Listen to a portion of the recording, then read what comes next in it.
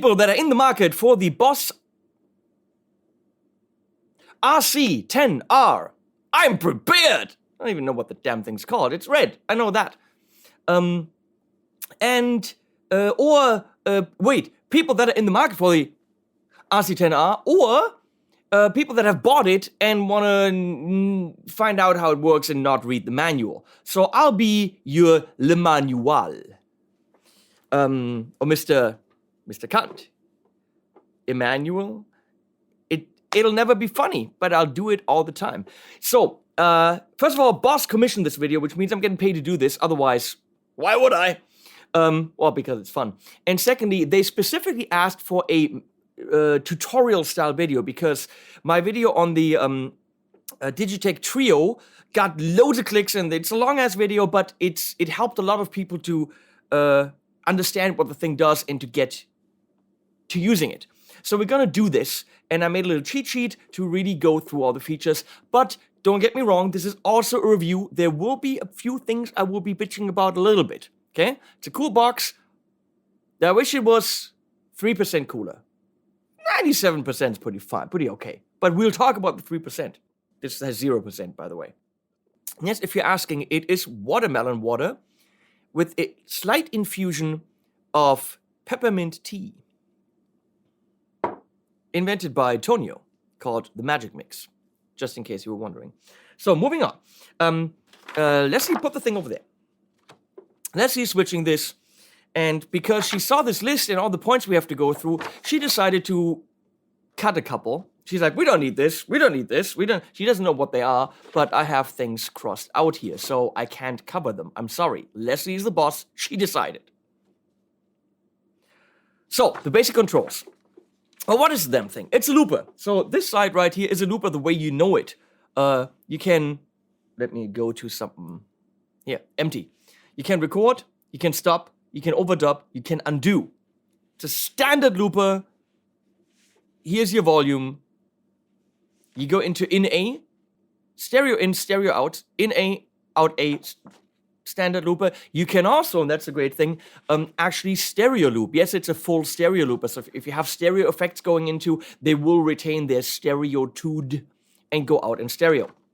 But there's also a, I'm going to call it rhythm creator, not creator, rhythm machine, drum computer. What we call drum computer, where you pick a pattern, funk, eighth, beat 1, you know? And you can play that and jam along to it. And then record a loop that's not in sync with it. Quite don't understand what situations make sense where they're not in sync, but it's doable. So you have 6 hours of record time on, get this, 99 presets. So you can literally build your jam tracks at home. And once you have one, save it.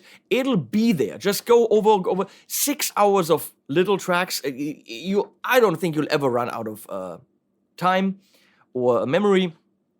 And that's a lot of cool stuff. You could even then, live, if you have a little intro that you want to play before you go on stage, let that thing play. There's a lot of possibilities with this actually saving the loops. Okay, so we have the preset. We have the time signature, which we're going to get into somewhere over here. Tempo, which can be tapped externally. And the style, and then the subgroove within the style.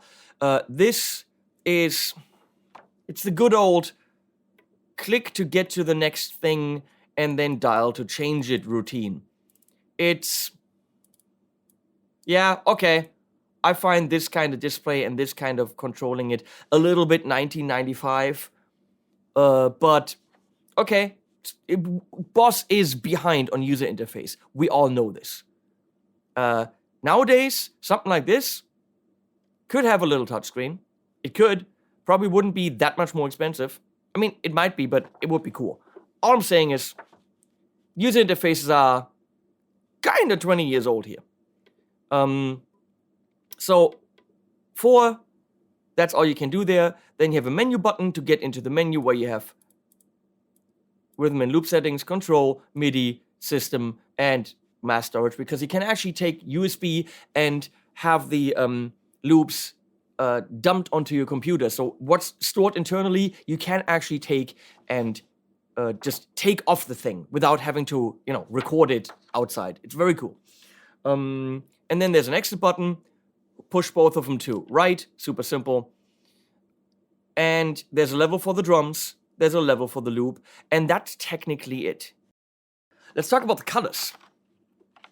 On the rhythm, the colors, I'm going to turn this down here so I can start this. And that's a measure. One is shown by red and it counts off in green. Very simple. And then it goes to measure number 5 out of 8 and so on. I double click here to stop that, but then it's actually playing a little bit of a, here we go, ending. If I wanted to sync that, I hold this in, which will sync it with the loop. And now it's light blue. It's kind of the setting that I want. Hold it in, it's unsynced. The loops standard come not synced, which really threw me off. I tried to use it without reading the manual, and I couldn't, because my loop wasn't actually playing along with the rhythm. And I was like, what's going on? I kind of think the standard setting should be synced. But that's just a suggestion to boss. On the left side, standard, you hit it, it's showing you that it's recording. Recording. You hit it again, it's going into play. And now it's showing the length of the loop in green. If you hit it again, it'll go into overdub, shown in orange. Okay, looks a bit yellow here, but trust me, it's orange. The camera doesn't capture that. And you hit again, now it's playing. If I hold it long while it's playing, it's doing an undo, showing me that in blue, and that rhymes. It undid what I just did. Or I redo it by holding it long again, blue, and now it's there again. Of course, we can't hear it because I didn't record anything. We're going to get to that. Double click, it stopped. When it stopped and I hold it in, it erases it. Pretty standard looper functionality of today's loopers. Selecting a groove is easy. You click, you say, oh, I want to do a traditional soft rock, alt rock. Click again and pick your beat. And you can see that the tempo changes. There is a setting internally where you can say keep all the tempos the same because that's the tempo I want to work with. It kind of makes sense. So we're going to start this here, and it's going to start with an intro. You can turn that off. It also, when it ends, has an ending. You can also turn that off in the settings. So it's showing you it's going to play intro and part 1. And then, there you go.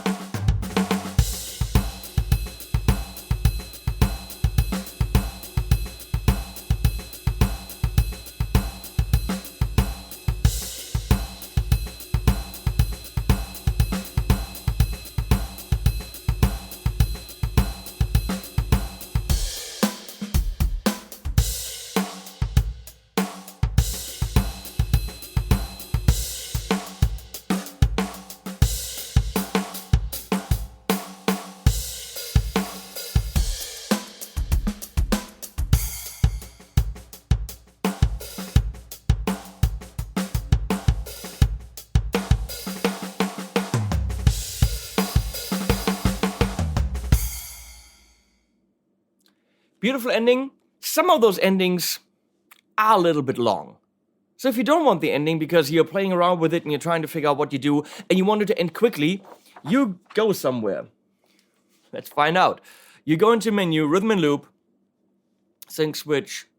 In this case, for this loop is off, which of course you can turn on. So you don't even have to hold it in. You can do that in the menu if you wanted that. You can change the sound of the kit. Let's say you have a really cool groove with like a cajon kind of a kit, but you really like the groove. You can actually change the sounds to a rock kit, which is kind of nice. You can change the level of the rhythm independent of this. If I wanted to give it a little bit more, no, I can't. 100. It's not MIDI, so not 127. Reverb level for the groove. So rhythm intro. On or off, I can turn that off. Okay? Rhythm play mode. Part 1, part 2. Or, with an ending. Oh, wait. Yes. Stop mode. So I can say a measure and then the end and then the ending, or a fade out, or immediate, or a measure and then end, or a loop and then there's loads of different settings. Fade out could be nice, but if you're just working with it, an immediate would be nice. So let's set that to immediate. I go out. I'll play it.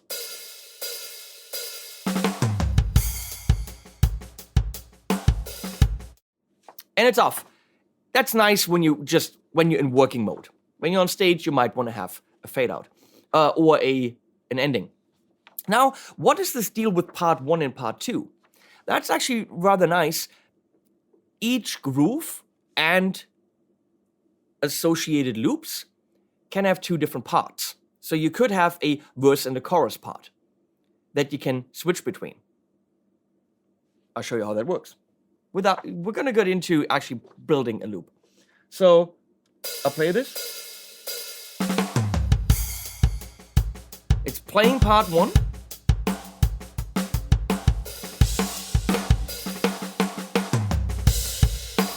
So at any given point, you hold in the rhythm switch and it goes to part 2, even before the 4 measures are over.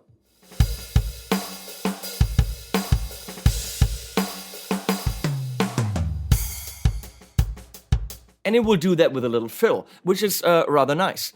And obviously, if you want it after the 4 measures, you just have to hit it at the right moment.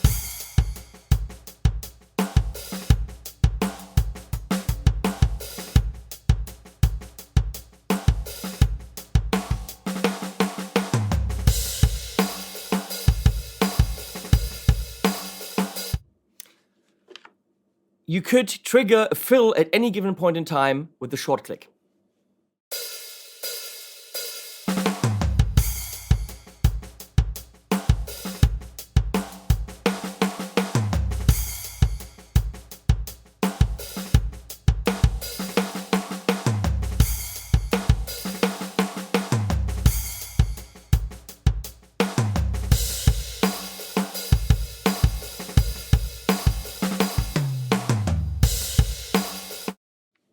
Rather simple operation, and it would change from part 1 to part 2 with the track. So track 1 and 2 would change if they're both recorded. There is a function which is kind of cool to actually have the tracks not in series, which is happening right now. So when you go from 1 to 2, it changes from track 1 to 2. So you have 2 different song parts.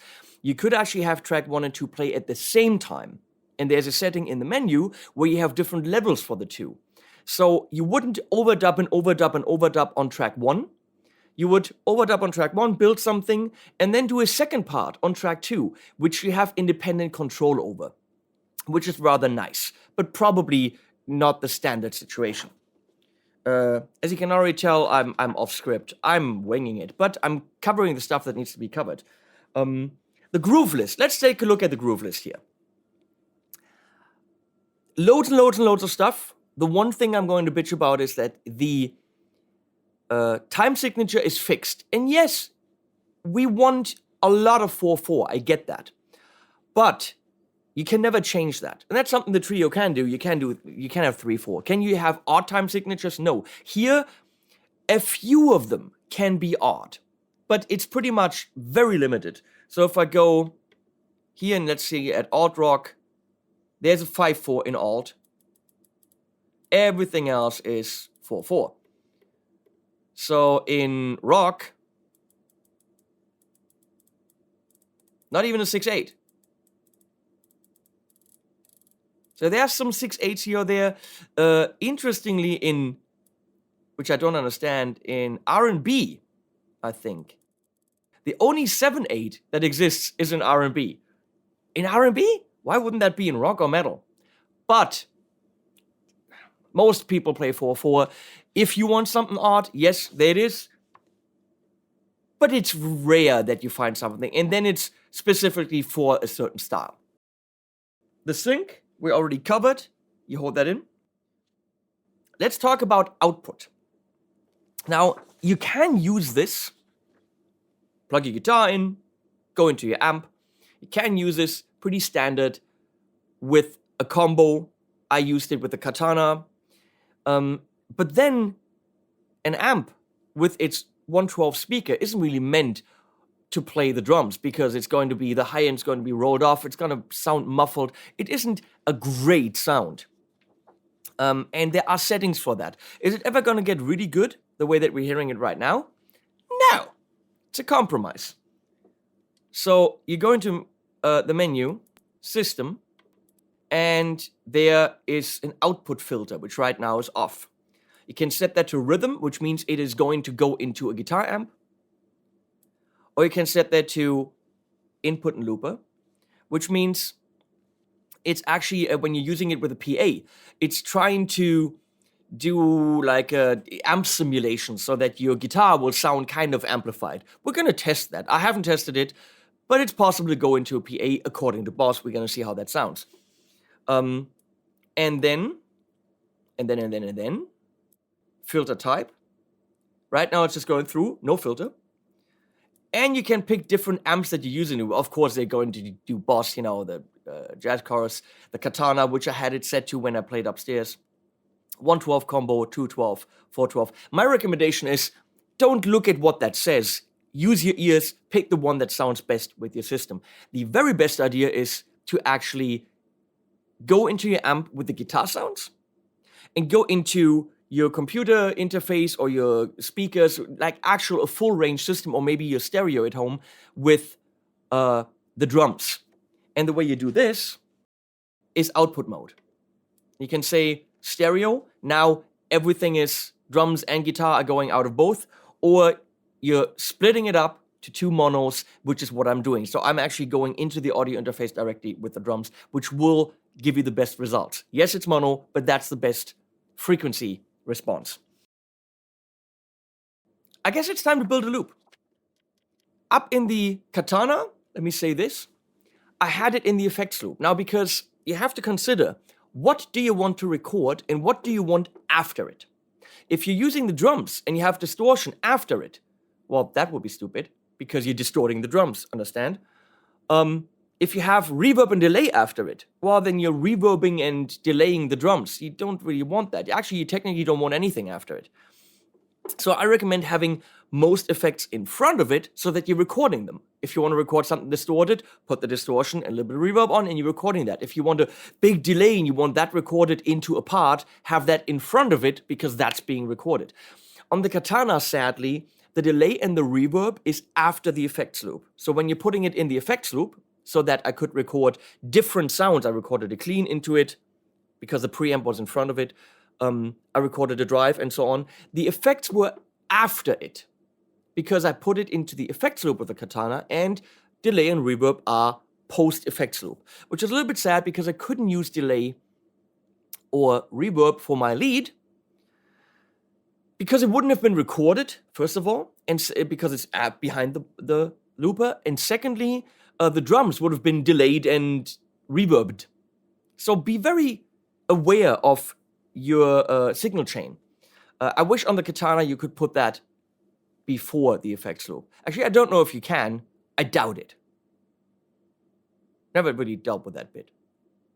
I doubt you can do that. So, here I have some things in front of it.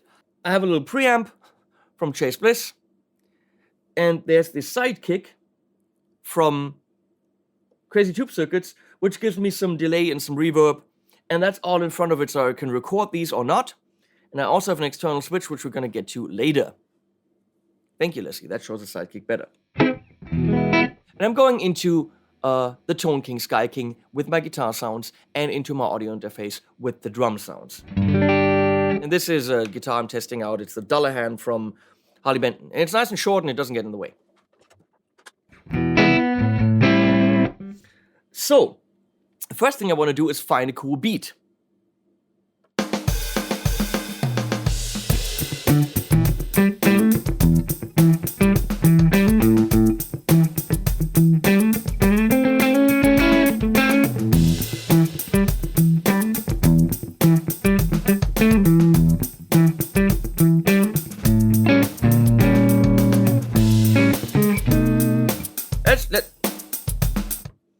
E. Why not? We'll do that. I wonder if that immediate stop is now... Wait, I'm going to save this. Right. I wonder if that's just for 4 or everywhere.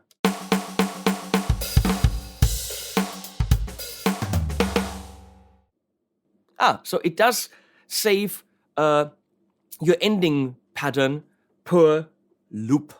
That's nice. So we're going to do this one. And I'm going to... I mean, I could just play this now.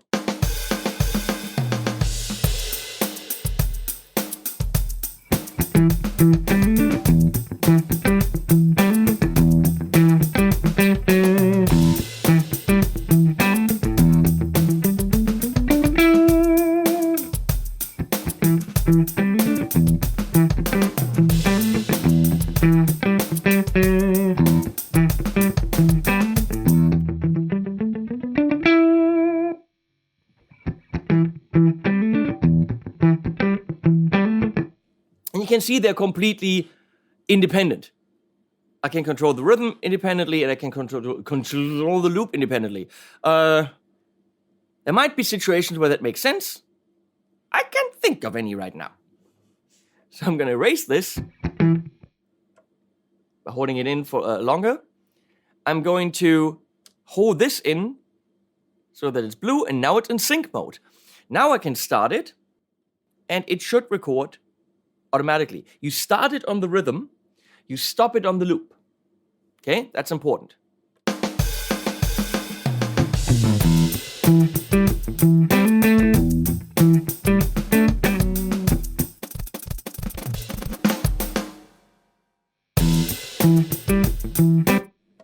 That was crap. We're gonna do this again.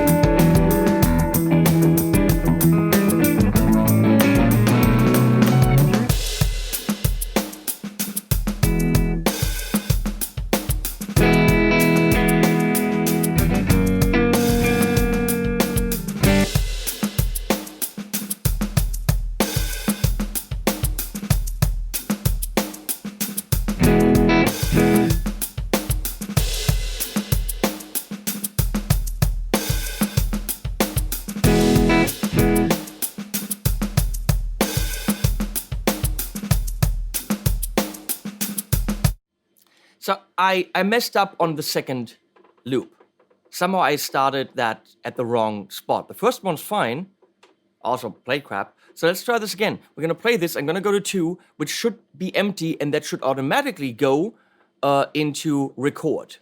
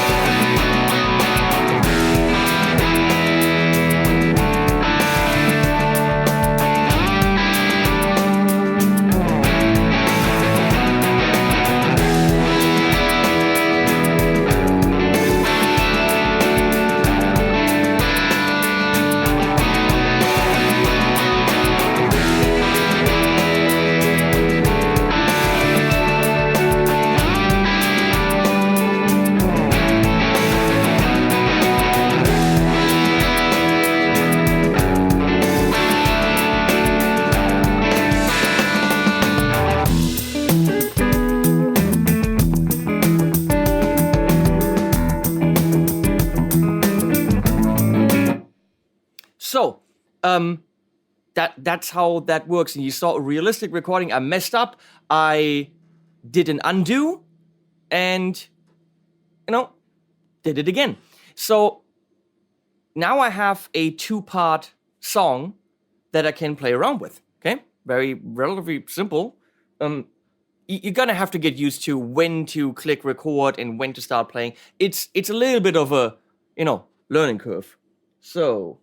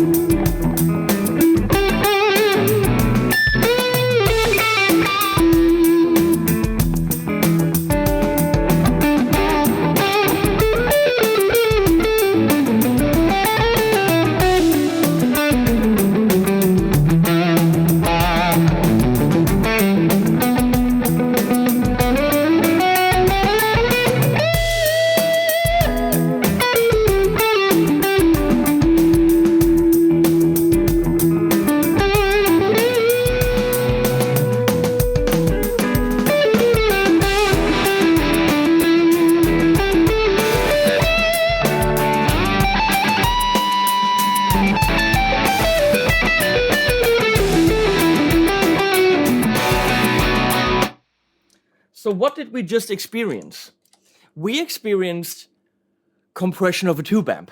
You have to know that what I'm doing here, all these guitar parts, I'm pumping them into my Talking Sky King, which you see very, very narrow over there at the end. Leslie's on. Now you see more. Now everything I said is, useless. And more. Thank you, Leslie. Yeah, which you see very, very, just a little bit narrowly over there. Leslie's too good. So you're pumping all this stuff in there, and it's trying to kind of play a guitar. It's a little bit much, possibly, because it's also going to have overtones and all that stuff. So then you put me on top of that. That's compressing the amp more, pushing down my loop. So ideally, the most ideally system would be you have a PA for the drums or some full range system like a full range monitor on the ground or something like this. Then you have an amp playing the loop. So you record the loop and that goes into an amp.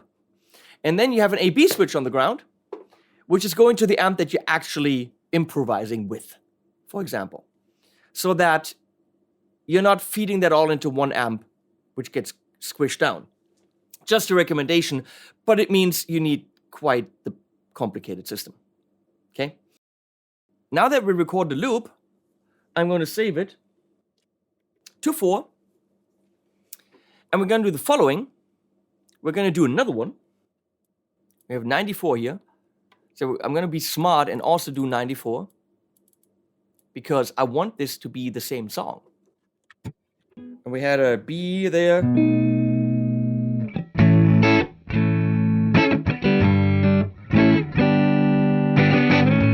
I'll do something very simple. We're gonna go into sync. I'm gonna record this loop.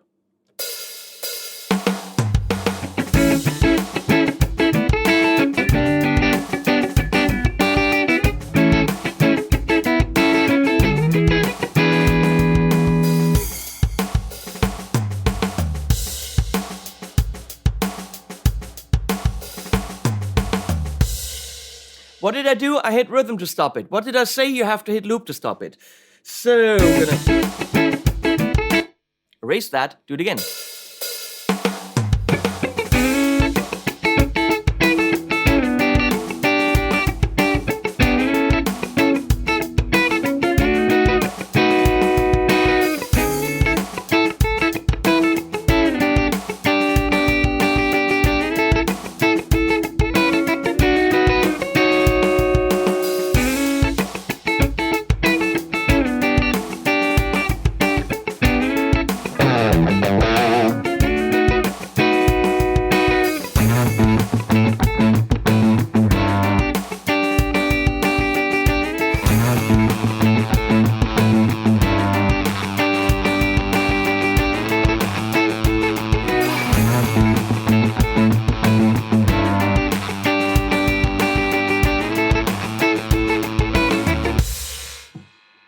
Apparently I didn't erase the loop I did before. You see, there, you're going to have to work with this if you want to use it in a live situation and not mess up like I'm doing right now. So I'll leave all this stuff in.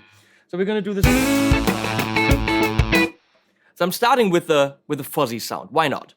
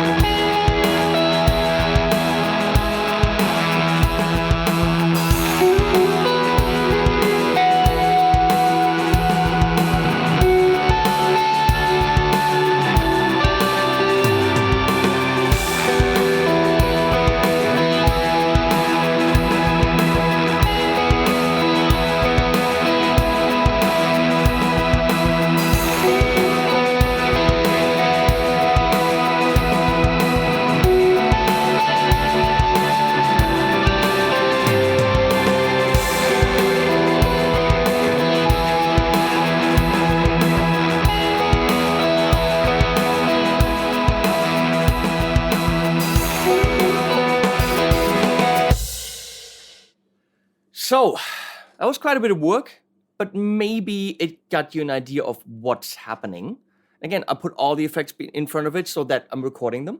So now we have 2 patterns with 2 parts each. So I save this to 5. Now I can go from 4 to 5 and technically have a 4-part song if I wanted that. Let's try that.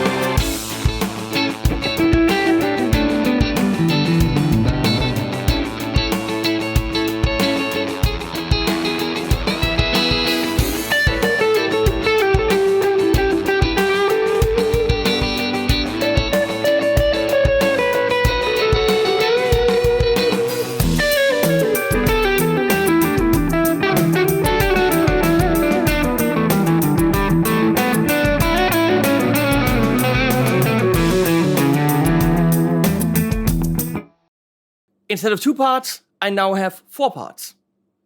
And you would say, well, but I don't want to bend down and change it to 5. Well, that's when external foot switch comes in, where you simply can click and then go to the next preset, the next preset. You can even go up and down. If you have one of these FS7s, I think you need a breakout cable to use both of them.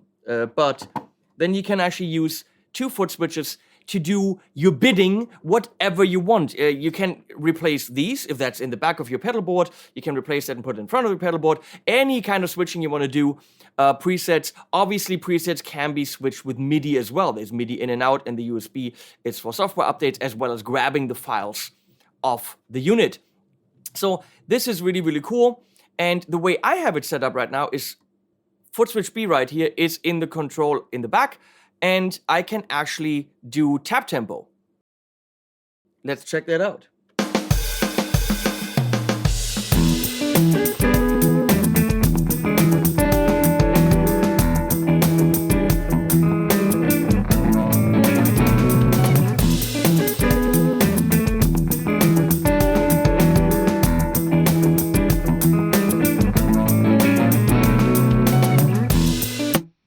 So yeah, you have actually tap tempo control over the RC10R.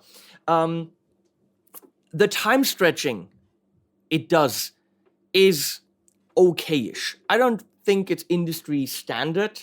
I think on the Trio, it was very hard to actually tell that it was doing time stretching. So we know that Digitech's algorithms for pitch and time manipulation, because of the drop and the whammy, are pretty superior. So for me, Digitech is doing a better job there to actually make the loop feel not artificial. Here, it quickly feels as if it's kind of, spinning on an old tape. But it's okay if you quickly want to manipulate the time, and it's, it's a sketch anyway. So fine with that. So we've done all this. Let me put this away. There are many possibilities for control. We're not going to go into it. Just trust me, boss always throws, all that in the kitchen sink at you. You can control anything you want with the external controls. And there's even expression control. And you can say, I want the overall level of both my loops to be controlled, or just the drums, or just the guitar. So you have foot control over the level if you wanted that with an expression pedal. Let's see how it sounds in different configurations. All I gotta do is pull up my cable to the PA, and now it technically should only do go to the amp, but I have to set that up. So I go to output filter, turn that to rhythm. Now it's manipulating the drum sound so that it should work with the amp. Let's leave it on through and see what it sounds like, okay?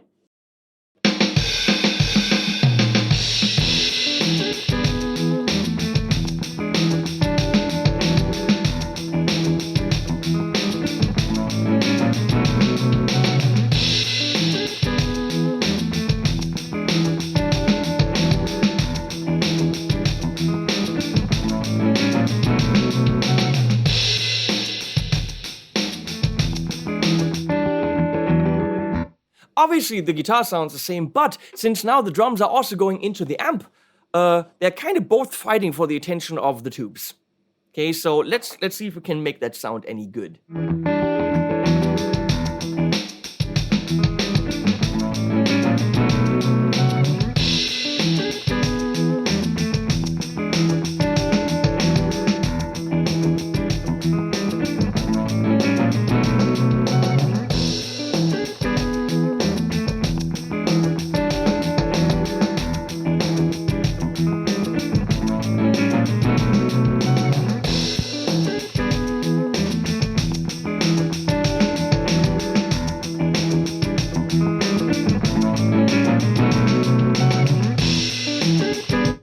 So don't make the mistake of saying, oh no, I'm not using a jazz chorus, so I can't use that setting, or no, I don't have a katana. See it as an EQ. Flip it around till you like the sound, and that rhymes, okay? So that's how it would sound directly into the amp. Now let's take both of them into the PA system. Now I'm not even connected to the amp anymore. So I technically have to go do that through input and loop. But technically that now puts a simulation on the guitar sounds. Let's see if that actually works. Gonna be careful here.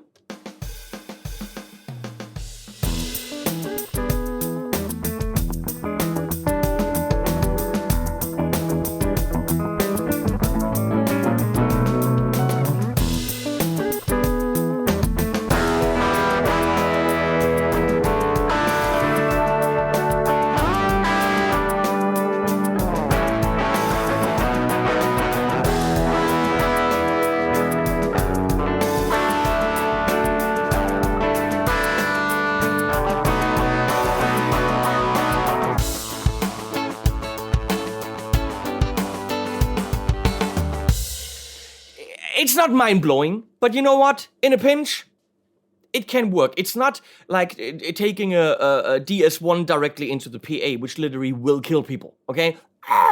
But it works. If you have to. The very, very, very best setup would be have a home speaker system or an actual PA or audio interface, go into that with the drums, with the separate mode, play your loop into an amp like a katana or something as an accompaniment, but then go into your nice tube amp to noodle over. That way they're not interfering. But obviously that's like, the setup. Just saying, if you have that, use it. If I wanted to save a loop, very simple, we've seen this. What if you want to erase one because it's saying out of memory because you idiot recorded 6 hours of stuff? Well, it's very simple. You do this. You clear it. Clear target. 6. Yes, I'm sure. Damn it, that was a good one. But whatever. As I said, you can turn the intro off. You can change the kits. You can change the sounds. And yeah, you can, I covered everything. You can set up whether that's per pattern or fixed for the whole unit. All this stuff is relatively easy. You do need to consult the manual. I recommend that. Rhythm and loop, there's loads of settings which are per pattern. You know, does one go into two? Does it start with two? Even the loop mode, does it do record, play, overdub, or does it do record and then directly go into overdub and then play? You can set that up. Obviously, you can set that up. Fade out time if you're fading out instead of an ending. There, record, play, dub, or record, dub, play. And then do you have the 2 tracks in series or in parallel, which is also nice. The different levels, blah, blah, blah, blah, blah, blah, blah. It's all there. I think this is much cooler than just a looper because you get inspired. You're in the groove. You're for practicing, sketching out a song, noodling, all that. It's so much better than just a looper without drums. Are you gonna write a full album with this? No. Are you gonna use those drums on your recording? No. This versus the Trio Plus, which I think is more expensive, it's a different beast. The Trio actually listens to what you're doing, you give it a style, and it creates an accompaniment for the drums and the bass. And there's actually a bass, which works. So the Trio Plus is more fully featured, I would say, in that sense.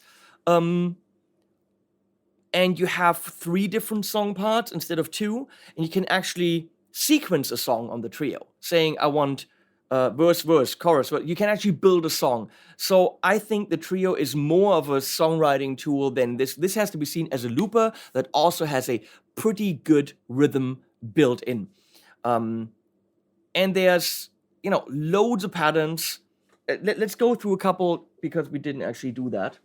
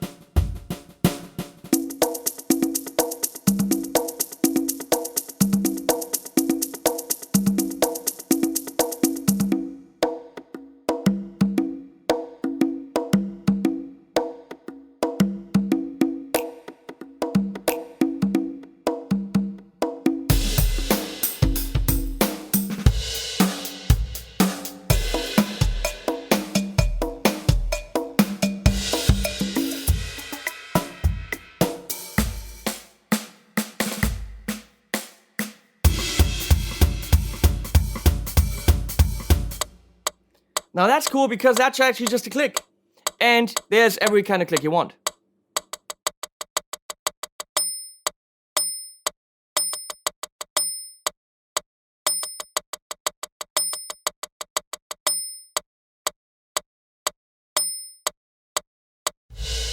So that's also in there. The thing is, does it have the lambada?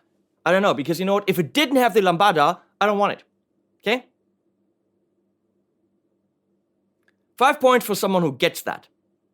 You know, if it didn't have the lambada, wouldn't have taken the damn thing. Link below if you get that.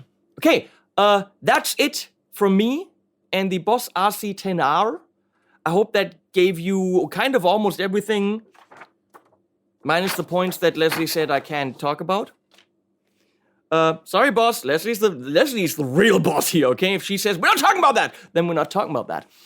Thanks for commissioning this video. Thanks for watching this. I hope that helped you make a decision whether or not this has the features that you're looking for, or to understand yours better. And I'm going to say bye-bye. Use my links if you want to buy it. That would be very nice. And we're going to say animals now-ish, which is the end.